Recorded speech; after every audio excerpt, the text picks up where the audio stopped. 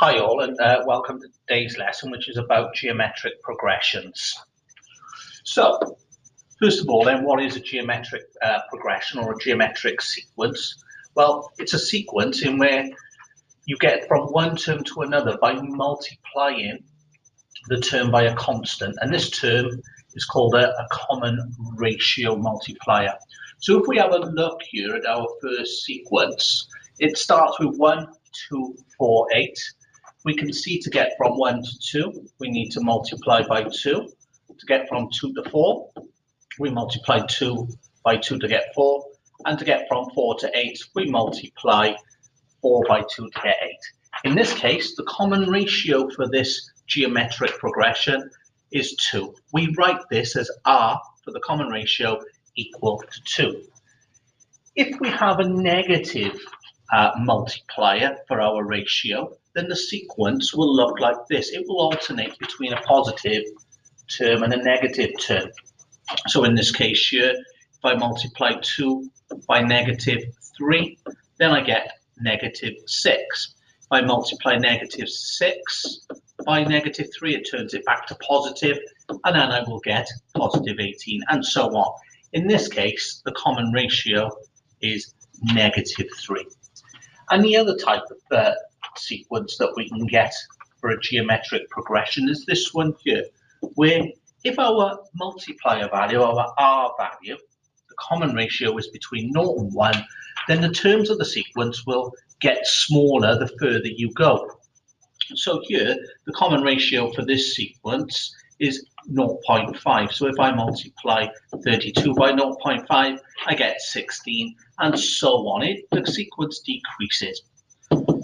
Okay, so what do we know? Well, from the arithmetic progressions that we did, the first term is called A, and it's the same with a geometric series or progression. The first term is called A, and to get the second term, we multiply A by the common ratio R. So the second term will be called AR. To get to the third term, we multiply by R again, the common ratio. The third term will look like this, AR squared. The fourth term will be AR cubed, and so on, up until we get to the nth term. And the nth term will be AR to the power, R to the power of n minus 1. We have a look at the third term. The power of R is 2. It's 1 less than 3, and so on. So that's the nth term of the geometric progression, and that's how it looks in practice and in theory. Okay, let's have a look at some examples then on how it works. So we are being asked on this example here to find the 7th term in the geometric sequence 1, 3, 9, and so on. But if I want to find the 7th term, there are two ways I can do that. I can either continue the sequence. In other words, if I know what the common ratio is, then I can continue. And if I have a look at this, I can see that to get from 1 to 3, I can times by 3. To get that, 3 divided by 1. So if I want to find the common ratio, what to multiply by, I can take the second term and divide it by the first term. 3 divided by 1 is 3. Or I can take the third term, which is 9, and divide it by the second term, which is 3. 9 divided by 3 is also 3. So to find the common ratio of a geometric sequence like this, just divide the term that you've got by the one prior to it. So as we can see in this case then, the common ratio is 3. I can continue the sequence up until I get to the 7th term. So 9 times 3, 27 times 3, 81 times 3, and then 243 times 3 will give me my 7th term. That's one way in which I can do it. I can continue the sequence. Another way I could do this is if I know that the 7th term of the sequence is term AR to the power of 6, then I need to know two things. I need to know what A is equal to. Well, A is this first term in the sequence. So there's my A. A is equal to 1.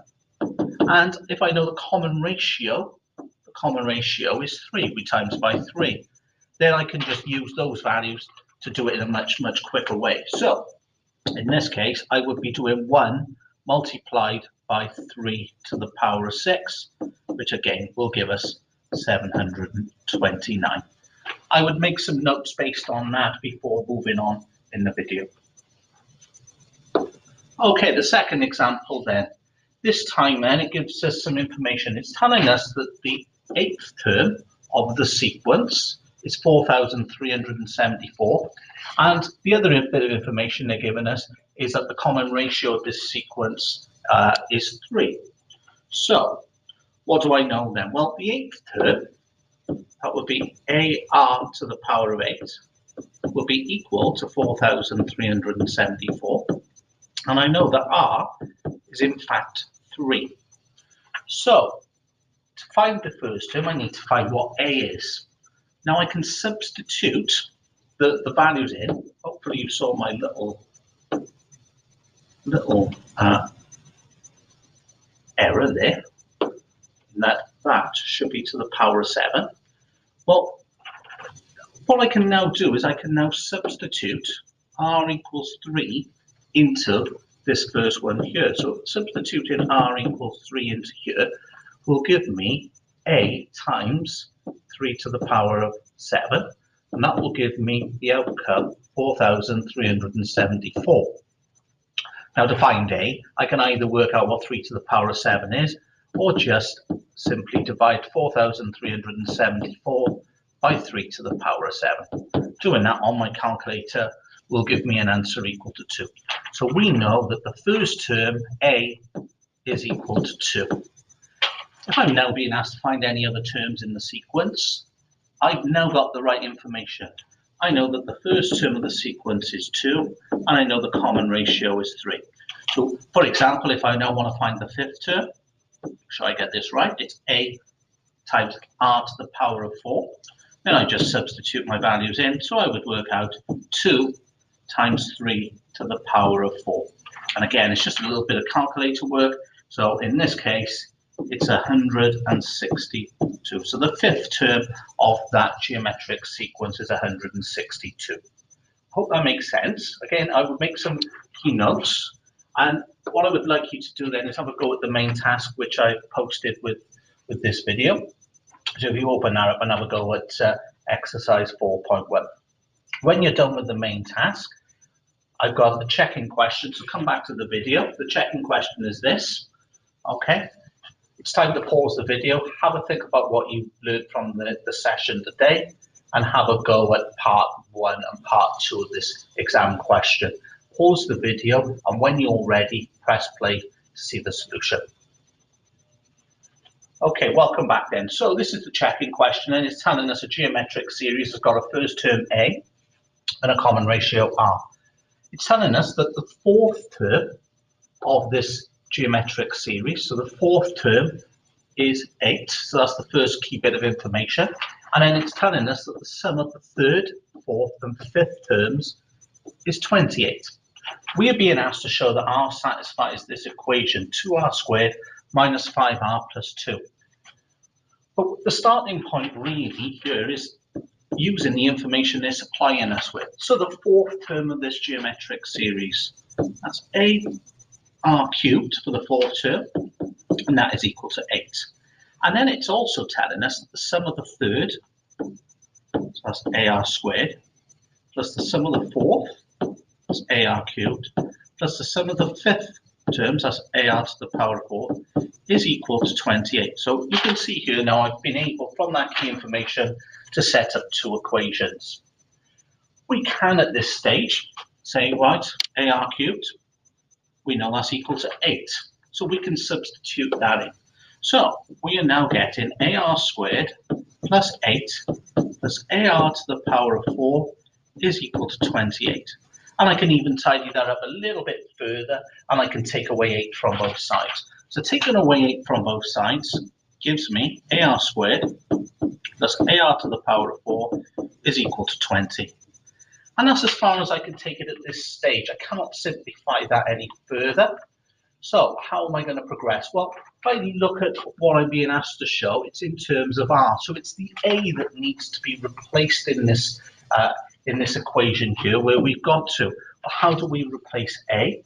Well, we can go back to this original statement that we wrote down for the fourth term, that AR to the power of 3 is equal to 8, and rearrange this. So I can rearrange this so that A is equal to 8 over R cubed. And I can now substitute that in to my next part. So by doing that then, my next line will look like this. I'll have 8R squared over R cubed when I substituted it into AR squared, plus I'll have 8R to the power of 4 over R cubed when I substitute in the second term, and it's equal to 20. Now, again, what I would do is I would cancel down those two fractions, so it leaves me with 8 over R plus 8R is equal to 20.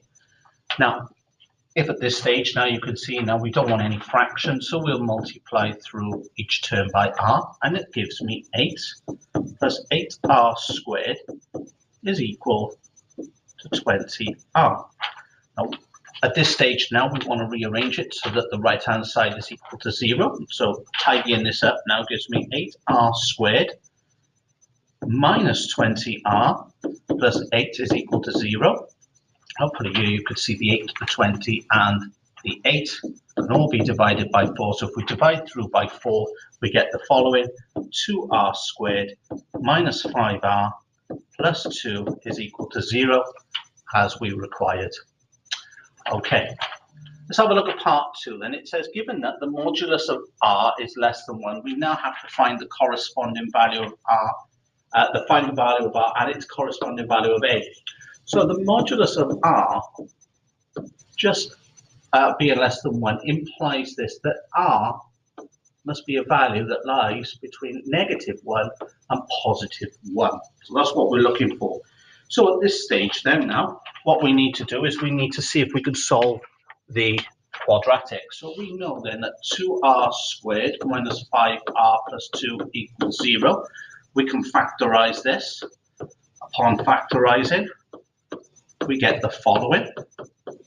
And so we know from here the solving for each bracket being equal to 0, R will either be positive a half or R will equal positive 2. We want R to be between 1 and -1, so we would now rule out R equals 2. So we found R. We now need to go and find what the corresponding value of A would be. So referring back to what we was given first of all, that the fourth term was AR cubed equals 8. We can now substitute a half in for R, so it will look like this. And we can cube a half, so a half multiplied by a half multiplied by a half will be an 8. So it'll be 8 over 8 is equal to 8. Then multiplying 8 by 8 will give us 64. So A will be equal to 64. And then you can go back and check using that information that all makes sense. So R will equal a half and A will be equal to 64. I hope that's really helps you.